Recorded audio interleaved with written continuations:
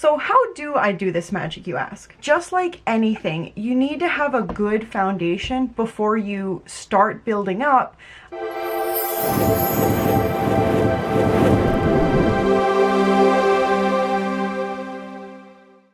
Hello friends and spiritual seekers, I'm Shani with Saved by a Spell, and this is going to be a series based on the principles and the basics of witchcraft.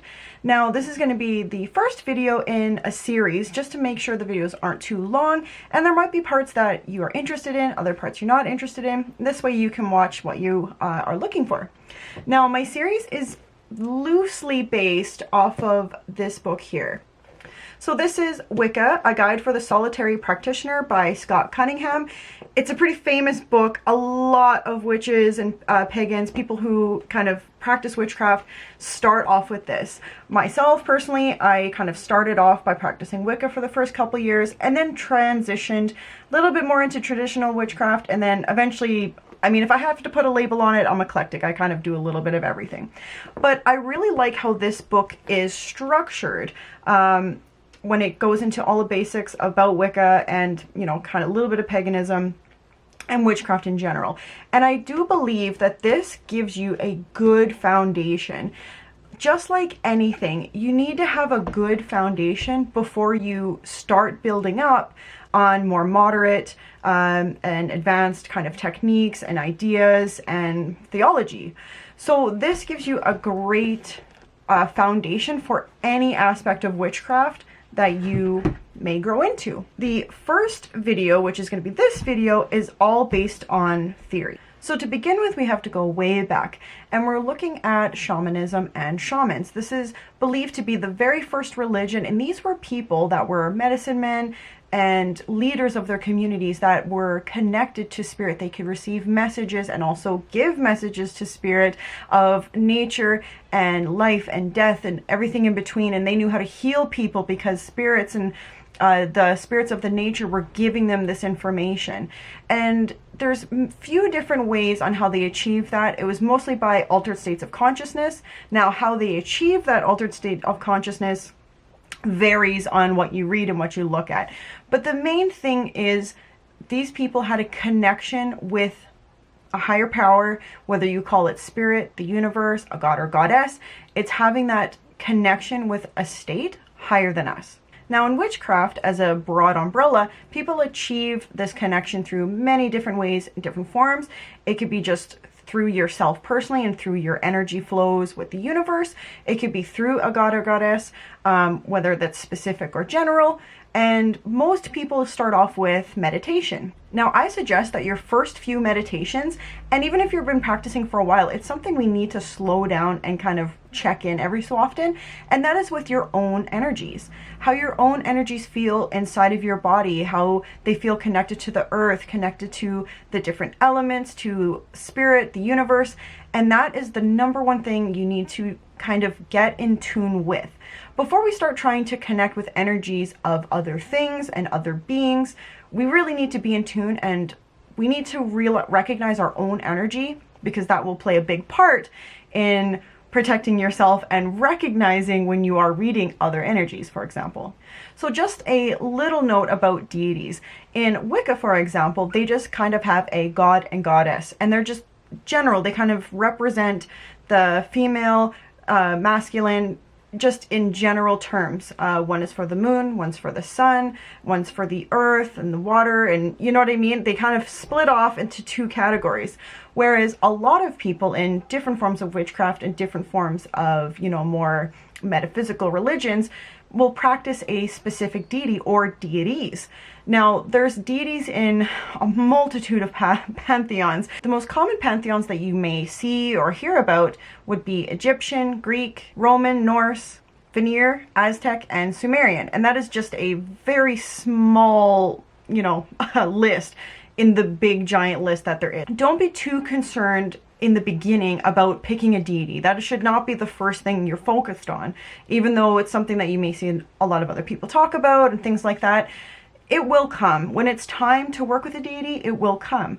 But if you are just kind of toying with the idea, kind of playing with the idea, I suggest trying with the just general goddess and general god, and kind of play it out and see how that feels before you start, dedicating yourself to one deity. Now, we need to understand that energy cannot be created or destroyed, but it can shift. So our personal power is the ability to move that energy. So we don't necessarily make our power, but we're able to shift energies to direct it in the way that we want to. And that is what our personal power is. So this is part of drawing the energy from the sun, the moon, nature, food, water, and of course drawing energy from gods and goddesses and spirit. And how we release that on our day-to-day basis is through our exercise, our movement, and just living our kind of day-to-day lives. Now, what we want to do in witchcraft is we want to take that energy in and we want to manifest it in a way that we want. So I want to manifest what my desire is or what I'm trying to achieve. Now, the way to find your personal power is honestly just through practice and just recognizing and believing in yourself that you can do this. And that's where that kind of meditation thing comes into play, where you're acquainting yourself to yourself. It's the processes of our body and our mind that we don't really pay attention to because we don't need to in our day-to-day lives. But now we're going to put a focus on them and really look at how they work and what we're able to manipulate. So that is what our personal power is. It's the ability to take energy in and do what we need with it and manifest it out. Now we also need to look at the difference between earth power and divine power. So earth power is the power that resides in the planet and anything natural. And these are everything that you're going to be hearing about, looking at, researching, and studying. And that's going to be your herbs, oils, water, crystals, stones, plants, trees, the wind, like everything that is natural in our world. And just tapping into those earthly energies to combine them, mix them, alter them to get the results we want. For an example, using salt to cleanse a crystal so we can use it for healing. Now, according to Scott Cunningham's book, divine power is earthly power and personal power mixed together, combined. And the gods and goddesses actually hold and deliver this energy. It's the life force and the universal power that was created at the beginning of existence. And we invoke gods and goddesses to give us that divine power to direct into our magic. So how do I do this magic, you ask? Well, there's a few different ways, and there's the very basics, which is what I'm going to be covering, and then it gets way more intricate as the more advanced you get, and the different realms of witchcraft that you may follow. But the main thing that you need to focus on is how do you do your magic? And you're not going to know right away. It's going to take some trying different things and practicing different styles before you see what works for you.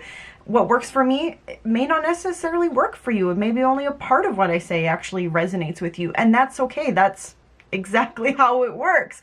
Unfortunately, there's no black or white. There's no yes or no, right, wrong. Like everybody's path is different.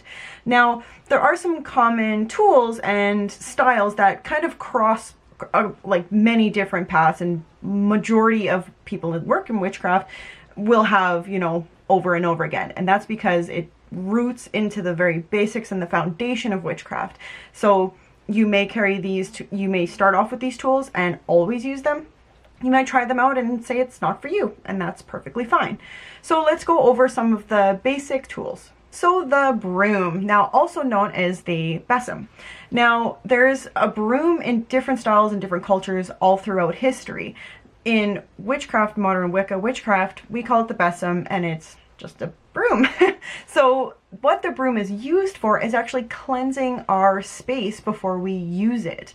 So if I have my table, for example, that I'm going to be doing some spells on or some spiritual work, I'm going to cleanse the area of any residual energies or anything that may be sticking to that table from, the day-to-day use that I use it for, or past rituals and past spells that I've used that table for. And so we're going to use that broom to cleanse the space. Big besoms or full-sized besoms are also used for spaces like the entire house. While you're cleansing and cleaning your home, you'll use your besom through the entire house. Or if you're working in an outdoor space, you would use a full-size besom for that as well. And this tool is something you probably see most commonly on any kind of subject about magic, whether it's about witchcraft or in fiction, is a wand. It's been used for thousands of years, again, in different cultures and different magical purposes. You can use it to invoke the god and goddesses or a certain deity, or it is used to direct energy. This is probably the most common thing you'll see a wand being used for. You direct energy with the wand, it just kind of keeps your focus on what you're doing at that time. So while you're drawing with the wand, for example, writing symbols, whether in the air or physically in like sand, it just keeps you focused on what you are doing at that moment. Now next we're going to talk about a censer. Now a censer is a very old school incense type burner that you like kind of swing back and forth as you like go through the space. Not the most practical if you're just kind of like sitting in your house like doing things on a table by yourself. In a big space, yeah, it makes sense. And a lot of churches still use them because again, it's been used many times for different facets. Now, most commonly nowadays when we're burning incense, it'll be burning incense sticks, or you have a small burner, so like a tabletop censer that'll burn the charcoal and the incense inside of it. But the main thing you really need to focus on is something that you're going to burn your incense in. Next, we're going to talk about the cauldron. Now, a cauldron traditionally was used for everything. Cooking, collecting water, brewing, making bread. It was used all the time, constantly. More modernly, we use it for making our magic in. So cauldrons are typically the focal point of the ritual. And this is where we're going to put everything together. So if we're making a spell, for example, this is where all of our ingredients are going to come in together and intertwine and mix together. You can also burn things in a cauldron. So this is for, you know, different rituals and incantations where you need to burn, physically burn something or incense. And you can do that inside of your cauldron as well. The most traditional cauldrons are typically made of iron and they have the, you know, 3 little legs and typically a handle. But any vessel could be a cauldron. It doesn't have to be, you know, the proper one from the store. It can be anything. It can be a bowl, a cup. Just make sure it's adequate for the purpose you're using it for. At the end of the day, a cauldron is just where you put everything in. Next, we're going to talk about a crystal sphere. Now, a proper crystal sphere is made with clear quartz crystal. They're extremely expensive, especially if you get a good sized one. So most commonly you'll see around is made with glass or plastic. Mine is personally glass. Now, crystal spheres are typically used as a divination tool. That's where you see the old movies where, you know, the psychic is looking in the crystal ball. And that's exactly what you do. You kind of contemplate on it, looking through the crystal ball, and you kind of get these visions and answers to whatever you're seeking. It can also be used to kind of heighten the energies during a ritual. I personally use mine, other than divination, I use mine whenever I'm doing a group. If I'm in a group of people and we're doing a group ritual, I typically put the sphere in the center of the circle versus the cauldron. And this just kind of like amplifies the energy that we're all kind of like pushing in together. What that sphere does is it actually mixes it and puts it back out to the group, and we'll pass the cauldron around instead. And I think it works very well. I kind of do it all the time. Now that I'm in a circle group, I always bring my sphere, but most commonly you'll see it for divination. Another common tool you'll see is a cup. Now, a cup is essentially a cauldron on a stem. It's closely related to the goddess of that kind of like fertility and holding water. Now, you can use your cup for holding water to represent the element on your altar, or for holding your ritual beverage. So now we're going to look at probably the most common and widespread symbol in witchcraft, and that is the pentacle. Now, this is on everything that you can think of, different websites, books, tools, charms, the shebang. It's all the pentacle, and it's for a reason. The 5 points of the star represent all 4 elements and the element of spirit, and the circle brings them all in together, and together they form a powerful symbol of protection. Another tool you may see is a book of shadows, or a grimoire. It kind of goes by both names.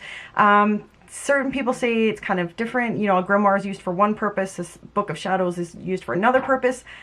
I only use one book. I personally call it a book of shadows, but I use it for all different kinds of things. And I put pages in, take pages out. It's a working document. It's never complete. That's just personally what I do. A book of shadows can really hold whatever you want it to hold. You could put all of your information about witchcraft, your spells, your meditations, your dreams, whatever. You can put whatever you want in your Book of Shadows because it is your book. It is very personal to your path. There's no rules on it. And it could be as simple as a $1 notebook to the most expensive leather-bound book you can find. It doesn't matter. It's yours. Next, we're going to look at a bell. A bell is used to clear the area of energies, especially evil energies or negative energies, using the vibration of the bell itself. Not only the sound, like the sound waves, but also the physical vibrations that it creates in the air. This is used a lot of times at the beginning of doing rituals to cleanse and also to invoke the goddess. This list is very small. It's not going to include all of the tools you're going to need or use. It's just kind of the magical tools, you know, that kind of have a magical specific purpose. But you're also going to be using things such as candles and candle holders, incense stick holders, you know, the list goes on and on. But just to kind of give you an idea of certain tools that you may see when you're looking at different videos and reading different books, for example. But you also don't need them. You really don't need anything to do magic. You need yourself. You need your personal power, and it's free. You just need to tap into it. The next topic we're going to cover is rituals and how do you do a ritual. Now, everybody and every form has their own definition of what a ritual is. A ritual to me, or what I believe a ritual is, may be different to another person, and vice versa. They may be doing something and I'm like, oh, I typically call it this, or I don't think that's a ritual. That's not how I do rituals. But we're both not right and we're both not wrong. You know what I mean? Because everybody's path is so personal, everybody's definition is going to be a little bit different, and that's okay. But Scott Cunningham defines a ritual as a specific form of movement, manipulation of objects, or a series of inner processes designed to produce desired effects. And that is a pretty good definition. How you go about doing that is up to you, but that's pretty much what you're doing. You're trying to do something. You're trying to manipulate something into doing something, right? That's a ritual. How you prepare for a ritual, again, is up to you. But there are some common themes. One common theme you'll see is about cleansing yourself. So usually you'll have like a ritual bath where you have a shower or a bath and use, you know, cleansing herbs and soaps that'll kind of cleanse your body of the day and any residual energies that you may be carrying. This is going to cleanse you so you're kind of got a clean palate as you go into your ritual. Another thing that you may see is people wearing robes or some kind of shawl. Now, some people say you have to do it and, you know, it's the only way. You're not really doing a proper ritual if you're not wearing, you know, ritual garb. One, that's not true. And two, what's so special about a robe? It's a piece of fabric shaped in a way that hooks over your shoulders and hooks over your head. It's a uniform. No different than my uniform that I work in my day job or the guy who wears a shirt and a hat at McDonald's. It's a uniform. What that uniform does is it puts you in the mindset of the job or what you're going to do. It just reminds you, it puts you in that space of reminding of what your purpose is and what you're trying to achieve. It's not required. One thing I absolutely do recommend though is cleansing your space beforehand, no matter where you're doing your ritual, whether it's on your lap while you sit on the floor, outside in a circle, on a table, wherever you're doing it, you need to clean it. And I mean clean it like physically, like get everything out of the way so you're not distracted. Wipe it down, you know, with a washcloth. Just make sure it's physically clean. And then cleansing the area as well. And this could be just basic of using your, you know, a little besom or using something to represent a besom, like a feather, for example, or just blowing some incense around. But you really should kind of cleanse your area before you start setting things up. After you've kind of got yourself ready, you've got your area basically ready, then it's time to collect everything that you're going to need or use. And this may take a while. This might be something that you'll be prepping for a good amount of time, maybe days in advance of, okay, this is what I want to do. You're doing your research, kind of getting things together, but now you're physically going to go get all of these items and get them together. So when you sit down and get ready to do it, you have everything you need and you can be left to it undisturbed. So once that you have your area kind of ready to go, you have all of your stuff together, you are ready to start, now it's time to open up your circle and set up your altar. So what is an altar? An altar essentially is a space that has everything that you need for your ritual. Some people have permanent altars where they have a space in their house, typically a table or a shelf, that has all of their items laid out all the time. I personally don't, and I never really have. I typically live in a place that doesn't have too much room. I have a lot of stuff, so I mean, I don't have enough room in my house to like have a dedicated table for just that. But I also never felt like I needed one. I pull my stuff out when I need it, and I put it away when I'm done. And that's perfectly fine. You don't have to have a fancy altar that's been looks like it's been building on for 20 years. Don't get me wrong, they look really cool and I like seeing pictures of them on Instagram, but I don't have one and I don't feel like I need one. But typically when I'm getting ready to do a ritual, then I will set up my altar. First thing I'm gonna do is set up my altar in a nice stable place. You want it on a table. I have also done it on a floor, I've done it on the ground, but you want somewhere where it's stable, so when you're burning candles and incense and things like that, if you're playing with fire, you need to make sure that your surface is stable. So this is an example of a basic altar setup. Sorry for the echo in this room. So I have my 4 candles. These are going to represent my elements. So we have north, green, earth, and we have east, yellow, air, and we have south, red, fire, and lastly we have west, blue, water.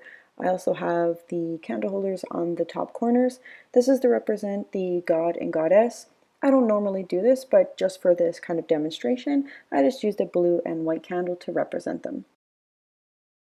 Now, the next thing I'm going to start putting on is my representation of the elements. So for water, I just pull a cup and fill it with water.